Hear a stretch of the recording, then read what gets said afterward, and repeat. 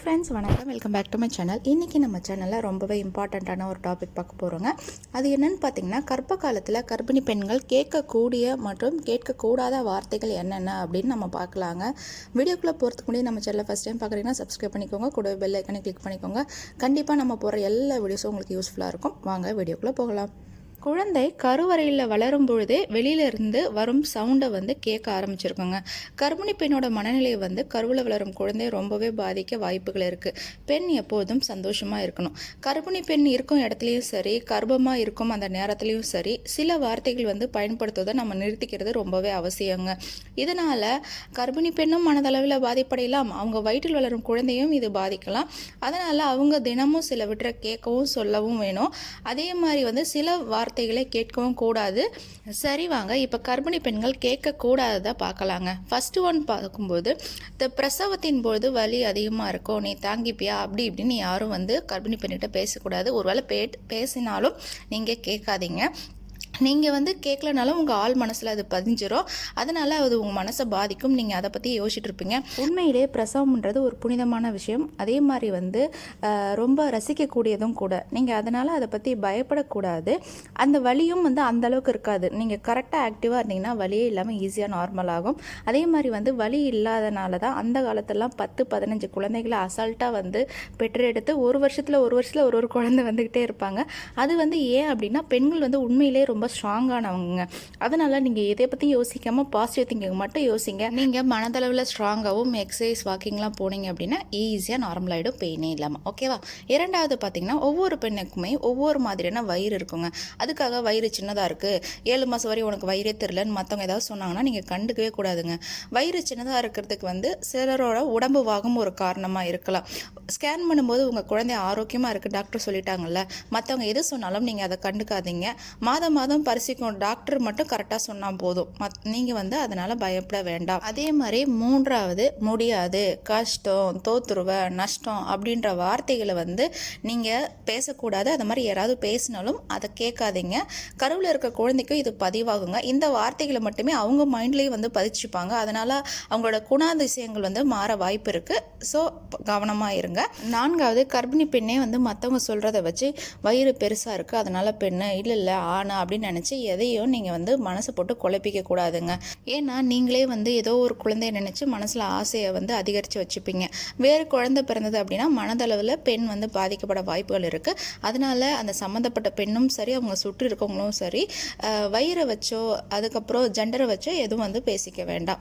ஐந்தாவது பார்த்தீங்கன்னா, சாப்பாடு விஷயத்தில் ரொம்ப கஷ்டமாக இருக்கா, பரவாயில்லடா கொஞ்ச நாள் அட்ஜஸ்ட் பண்ணிக்க அப்படின்னு சொல்லி அவங்களோட ஏக்கத்தை அதிகரிக்கிற மாதிரி யாரும் பேசக்கூடாதுங்க. கர்ப்பிணி பெண்ணிக்கிட்ட பேசும்போது ரொம்ப கவனமாக பேசுங்க.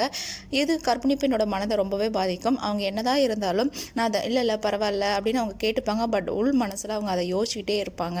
ஸோ இந்த 5 விஷயங்களை நீங்கள் கர்ப்பிணி பெண்கள்கிட்ட பேசக்கூடாது. கர்ப்பிணி பெண்களும் யாராவது பேசினாலும் நீங்கள் அதை பற்றி பெருசாக எடுத்துக்காதீங்க, உங்கள் மைண்டுக்கு கொண்டு போகாதீங்க. அவ்வளோதான். அடுத்ததாக, கர்ப்பிணி பெண்கள் என்னென்ன மாதிரி விஷயங்களை நீங்கள் கேட்கணும்னு பார்த்தீங்கன்னா, ஃபஸ்ட்டு கர்ப்பிணி பெண்கள்கிட்ட நேர்மறையான எண்ணங்களை தோற்றுவிக்கும் விதமாக பேசணுங்க. உதாரணத்துக்கு இது ஒன்றும் இல்லடா, ரொம்ப ஈஸி, போனோடனே குழந்தை பிறந்துடும், அந்த மாதிரினா தான் நம்ம சொல்லணும். அது உண்மையாகவே நடக்கும். ஓகேவா? எப்போவுமே நேர்மறையான எண்ணங்கள் உங்களுக்கும் உங்கள் குழந்தைக்கும் ரொம்ப அவசியங்க. இரண்டாவது பார்த்தீங்கன்னா, குழந்தைங்கிட்ட நேரம் செலவச்சு பேசணுங்க. உங்கள் குழந்தை கூட நீங்கள் பேசிக்கிட்டே இருக்கணும். அதே மாதிரி மெல்லிய இசைகளை நீங்கள் அதிகமாக கேட்கணும். அது உங்களையும் குழந்தையும் ரொம்ப ரிலாக்ஸாக வச்சுக்கோ. ரிலாக்ஸாக இருந்தாலே எந்த ஒரு டென்ஷனும் இருக்காது, ஈஸியாக நார்மல் ஆகுங்க. மூணாவது பார்த்தீங்கன்னா, நல்ல புத்தகங்களை படிக்கணுங்க. நீங்களும் படிக்கணும், உங்களை சுற்றி இருக்கவங்களும் யாராவது படிக்க சொல்லி நீங்கள் கேட்கலாம். அதனால் குழந்தைக்கு அது புரிய ஆரம்பிக்கும், அவங்களும் நல்ல விஷயங்களை கற்றுப்பாங்க. நான்காவது பார்த்தீங்கன்னா, கர்ப்ப காலத்தில் உங்கள் முகம் ரொம்ப பிரகாசமாகவும் அழகாகவும் இருப்பதாக சொல்லலாம். கர்ப்பிணி பெண்ணிக்கிட்ட போய் நீ ரொம்ப அழகாக இருக்க, பிரகாசமாக இருக்க, உன் குழந்தையால தான் அப்படி இருக்க அப்படின்னு சொல்லும்பொழுது அவங்களுக்கு ஒரு சந்தோஷம் கிடைக்கும். அப்படி சொல்லும் பொழுது அது குழந்தைக்குமே ஒரு சந்தோஷத்தை கொடுக்கும். ஐந்தாவது, பிரசவன்றது வாழ்வோட முக்கியமான பகுதிங்க. வாழ்வின் மகிழ்ச்சி அளிக்கக்கூடியது பிரசவம் தான். ஒரு பெண்ணை தாய் அப்படின்னு சொல்ல வைக்கிறது அந்த பிரசவம் தான்.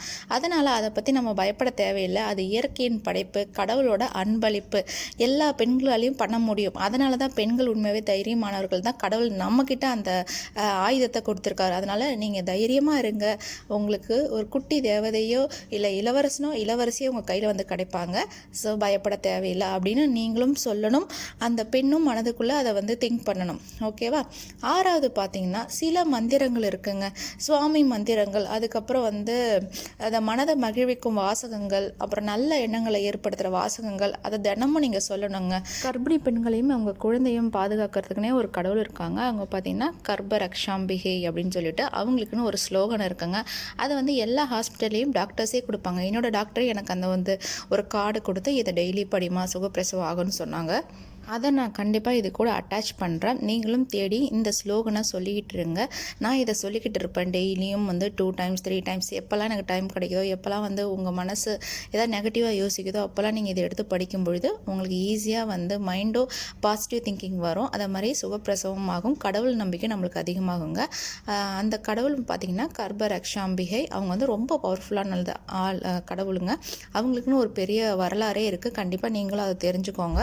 அது மட்டும் இல்லை, அவங்கள ப்ரே பண்ணிக்கிட்டவங்களுக்கு எல்லாருக்குமே வந்து நார்மல் டெலிவரி ஆகிருக்குங்க. குழந்தை இல்லாதவங்களுக்கு குழந்தைய கொடுக்குற கடவுள் தாங்க இந்த கர்ப்பரக்ஷாம்பிகை.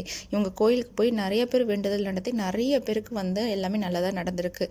அதனால் இவங்கள நீங்கள் வேண்டிக்கோங்க. இந்த நம்ம சொன்ன விஷயங்களை நீங்கள் எல்லாம் கண்டிப்பாக ஃபாலோ பண்ணுங்கள். எப்பயும் கர்ப்பிணி பெண்ணுக்கிட்ட எதிர்மறையான எண்ணங்களை தோற்றுவிக்கிற மாதிரி பேச வேண்டாம். அவங்கள பயமுடுத்தக்கூடாது. அவங்கள எப்பயும் பாசத்தோடையும் பரிவோடையும் பார்த்துக்கோங்க. அவங்கள நேர்மறையான எண்ணங்களை மட்டும் ஏற்படுத்துங்க. இதெல்லாம் நீங்கள் பண்ணிங்கன்னா கண்டிப்பாக கர்ப்பிணி பெண்களும் சந்தோஷமாக இருப்பாங்க. அவங்க வயிற்றில் இருக்கிற குழந்தையும் சந்தோஷமாக இருக்கும். சுற்றி இருக்கவங்களும் சந்தோஷமாக இருப்பீங்க. இதுதாங்க அந்த ஸ்லோகன். இதை நான் வந்து டிஸ்கிரிப்ஷன் பாக்ஸில் கொடுக்குறேன். சில பேருக்கு டிஸ்கிரிப்ஷன் பாக்ஸ்னால் என்னன்னு கொஞ்சம் டவுட் இருக்குது. கீழே நம்ம வீடியோ ப்ளே ஆகும்ல, அது கீழே பார்த்தீங்கன்னா ஒரு டவுன் ஆரோ இருக்குங்க. அதை கிளிக் பண்ணிங்கன்னா அங்கே இருக்கிறது தான் டிஸ்கிரிப்ஷன் பாக்ஸு. அதில் வந்து இந்த ஸ்லோகன் நான் கொடுக்குறேன். நீங்கள் டவுன்லோட் பண்ணி வச்சுக்கோங்க. வச்சுக்கிட்டு டெய்லியும் வந்து அதை ரீட் பண்ணுங்கள். ஒரு 2-3 தடவை நீங்கள் சொன்னீங்கனாலும், இல்லைனா உங்களுக்கு எப்போல்லாம் வந்து ப்ரே பண்ணணும்னு தோணுதோ இதை சொல்லுங்கள். கண்டிப்பாக நார்மல் டெலிவரி ஆகும். கண்டிப்பாக இந்த வீடியோ உங்களுக்கு பயனுள்ளதாக இருக்கும்னு நான் நம்புகிறேன். வேறு ஒரு யூஸ்ஃபுல்லான வீடியோவோட மீண்டும் சந்திக்கிறேன். பாய். தேங்க்யூ.